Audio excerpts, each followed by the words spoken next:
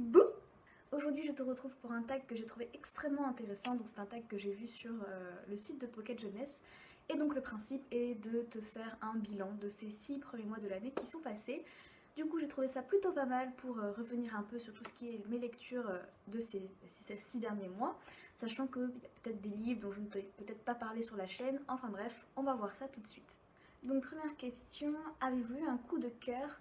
Donc là, c'est pas très compliqué, enfin si un petit peu parce que j'ai lu plusieurs livres qui m'ont beaucoup plu, mais on va essayer d'éviter de mettre 56 livres dans une seule question. Du coup, je vais rester sur un livre dont je t'ai déjà parlé, qui est L'élégance du hérisson de Muriel Barbery.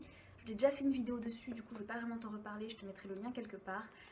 Retiens juste que ce livre était juste parfait, que ce soit dans l'histoire, dans l'écriture, dans les personnages, tout était super et que je te le conseille vivement, vraiment, je l'ai adoré, c'était une tuerie. Donc deuxième question, avez-vous lu un roman pocket jeunesse? Alors de manière générale, je lis très peu de romans pocket jeunesse, et d'ailleurs je crois que dans ma bibliothèque, je n'en ai qu'un, et c'est celui que je vais te montrer. Donc c'est le seul que j'ai lu cette année, enfin en tout cas pour ces 6 premiers mois, c'est Aristote et Dante découvrent les secrets de l'univers de Benjamin Alire Sáenz. Donc voilà, c'est le seul que j'ai lu peut-être de Pocket Jeunesse, mais c'était une vraie bombe ce livre, c'était une superbe histoire, ça m'a énormément touchée. J'en avais entendu beaucoup de bien et j'avoue que j'avais peur d'être déçue parce que du coup je m'attendais beaucoup. Mais non, je n'ai pas du tout été déçue, c'était vraiment une très belle histoire, très touchante. Les personnages sont vraiment très attachants, je les ai beaucoup aimés, vraiment. Lis-le, tu ne l'as toujours pas fait, franchement, tu ne vas pas être déçu. En tout cas, je l'espère. Ensuite, avez-vous découvert un nouvel auteur? Donc oui, même plusieurs, mais bon, je vais t'en parler que d'un seul. Donc j'ai découvert Joël Dicker avec La vérité sur l'affaire Harry Kéber. Donc je t'ai déjà fait aussi une vidéo là-dessus, donc je te mettrai encore une fois le lien. Et donc j'ai lu aussi ces deux autres livres, je crois qu'il en a sorti que 3 en tout. Donc j'ai lu le livre des Baltimore et Les derniers jours de nos pères. D'ailleurs je vais très certainement te faire un spécial auteur sur lui très très bientôt. En tout cas je l'espère. Et donc du coup je ne t'en parle pas plus de ces livres parce que je vais t'en parler dans une prochaine vidéo qui sera spécialement dédiée à cet auteur. Mais globalement, sache que je l'aime beaucoup. Donc ensuite, avez-vous lu un de vos auteurs préférés? Alors oui. Et là, exceptionnellement, je vais te citer 2 livres. Donc j'ai plutôt relu Le soleil est pour toi de Jandy Nelson. Jandy Nelson étant vraiment une auteure que j'aime de tout mon cœur.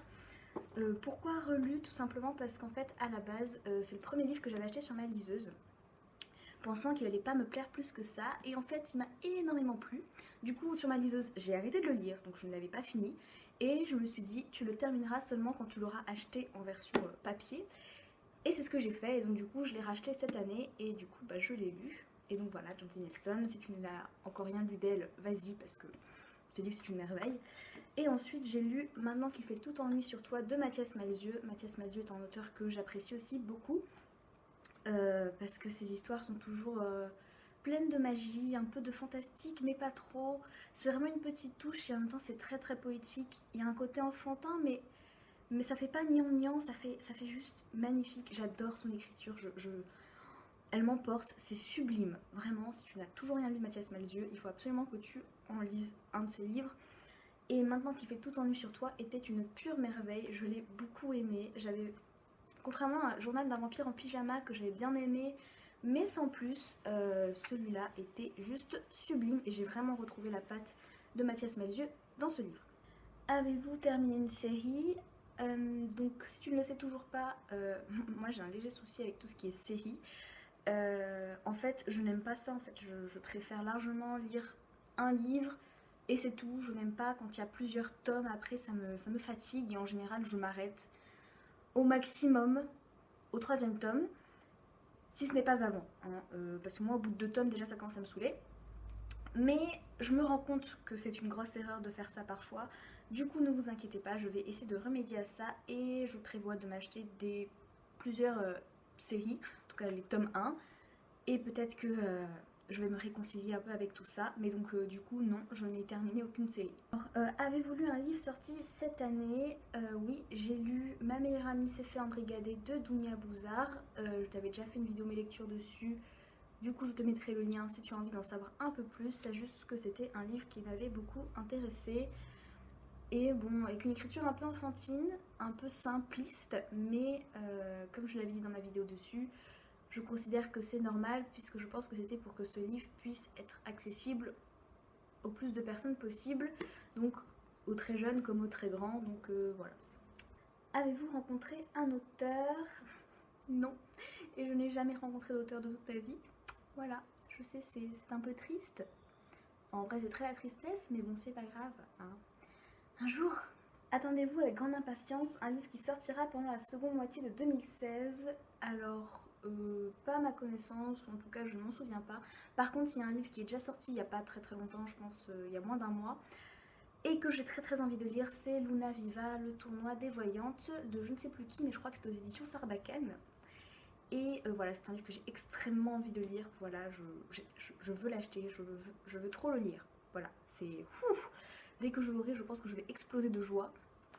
Et voilà, même s'il est déjà sorti, c'est pas grave, je le cite quand même. Avez-vous lu un roman sans histoire d'amour?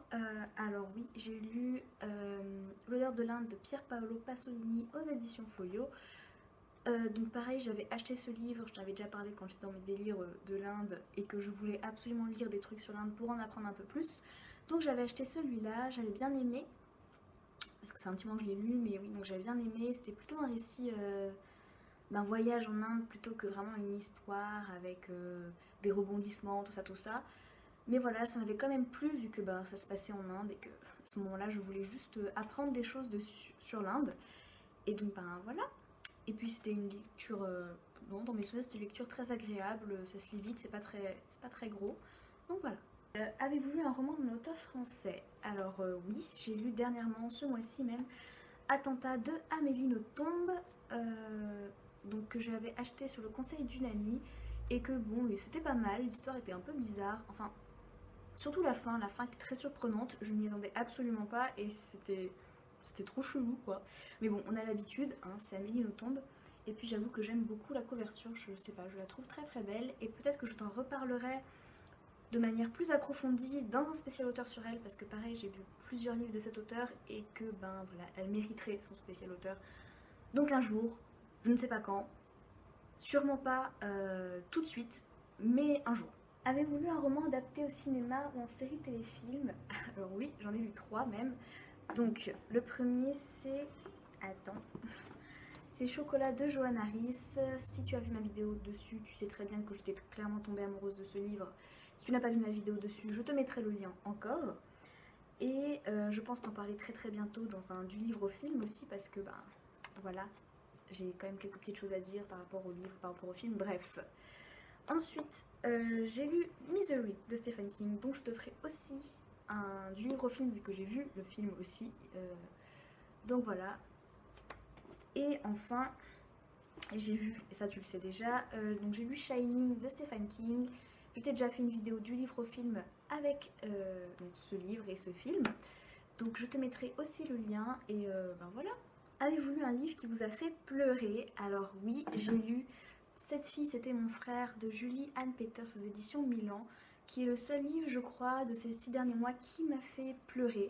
Vraiment, c'était un très beau livre. J'ai quelques points négatifs quand même dessus à vous dire, mais je pense que je les dirai seulement quand j'aurai fait vraiment une vidéo sur ce livre, parce que là on n'a pas le temps. Mais voilà, juste pour te dire que c'était une très belle histoire, que tu lis-la parce qu'elle était vraiment très jolie, malgré quelques points négatifs encore une fois. Ce livre m'a fait pleurer parce que voilà, cette fin était magique, triste, belle en même temps, c'était tout, j'ai adoré. Avez-vous lu un roman historique? Alors globalement, je vais te dire, les romans historiques sont des romans que je ne lis jamais parce que ça me saoule. Je sais pas, c'est des livres qui ne me touchent pas, qui ne me touchent jamais, ou en tout cas tous ceux que j'ai lus ne m'ont jamais touché. Du coup, c'est vrai que tout ce qui est historique en général, ça passe à côté, hein, je ne lis pas. Mais j'en ai quand même lu un. C'est Les Derniers Jours de nos pères de Joël Dicker, donc si je me trompe pas, ça parle des services secrets et tout ça, mais j'ai eu du mal avec ce livre, voilà. Mais de toute façon, je t'en reparlerai dans son spécial auteur sur ce mec, mais j'ai eu beaucoup de mal. Donc ça confirme encore une fois mes idées de roman historique. Voilà, j'aime pas. Peut-être que si tu as un livre, enfin un roman historique à me conseiller, que tu trouves vraiment très bien, donne-le-moi en commentaire, peut-être que ça me réconciliera avec ces romans, mais j'avoue que pour le moment, je n'aime pas du tout, ça me saoule. Avez-vous lu un roman que quelqu'un vous a conseillé? Alors oui, c'est une amie qui m'avait conseillé, c'est Des fleurs pour Algernon de Daniel Case, pardon. Et j'ai beaucoup aimé ce livre. Franchement, ça nous amène à réfléchir, je trouve, sur la question du bonheur et sur l'intelligence en fait. Faut-il être forcément intelligent pour être heureux? Ou est-ce qu'au contraire l'intelligence ne nuit pas finalement à notre bonheur? Enfin, une grande question un peu comme ça. Franchement, j'ai bien aimé. J'ai trouvé ce livre très beau, une histoire très juste et très touchante. C'est vrai que je n'en ai pas parlé sur ma chaîne de manière précise, mais il faudrait que je le fasse. Donc encore une fois, un jour, hein, moi je dis beaucoup un jour, on ne sait pas quand, on espère, on prie, tout ce que tu veux. Donc bref, lis-le quand même, si jamais tu as l'occasion, même si tu n'as pas mon avis précis dessus, franchement lis-le. C'était un livre vraiment très touchant et très intéressant. Bon ben voilà, cette vidéo est terminée. J'espère que ce tag un peu bilan t'aura plu. Moi j'ai bien aimé le faire parce que du coup ça me permettait de revenir un peu sur certains livres que j'avais pu lire et que j'avais parfois oublié l'existence. Donc voilà, ça m'a plu. J'espère que toi aussi. Et si jamais tu en as envie, tu peux refaire ce tag. Les questions sont en barre d'infos. Et ben voilà, je te fais de gros bisous. Je te dis à bientôt. Bye!